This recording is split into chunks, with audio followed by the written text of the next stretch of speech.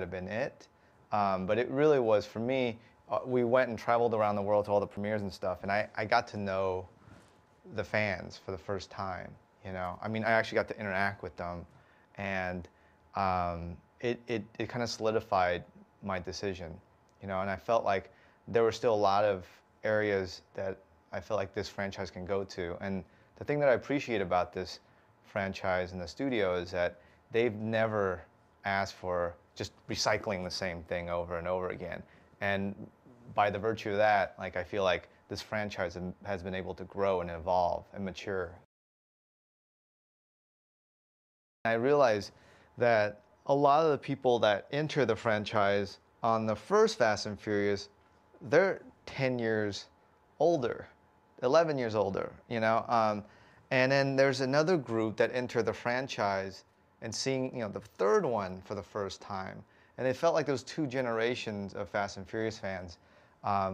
And I was really able to kind of tap into that, and I felt like, well, if you're talking about family, wouldn't it be great to bring everybody from every Fast and Furious back and have a reason for them to reunite?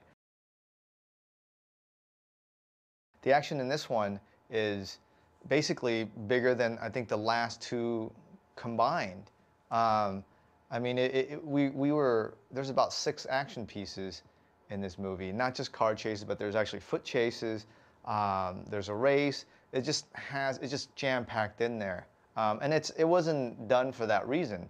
It was really just, you know, when you have all these characters reuniting and you have the antagonist, you have Hobbs, all these characters are coming into the franchise.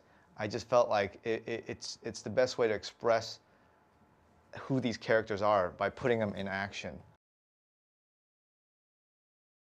I love the idea of Hobbs. I think when we talked about Dom and Brian now on the same side, right away I knew that the new antagonist was going to be one of my favorite characters, you know? And it was we were going to be able to have an opportunity to create a character that's going to be memorable and that's going to, you know, really get the audience pumped up.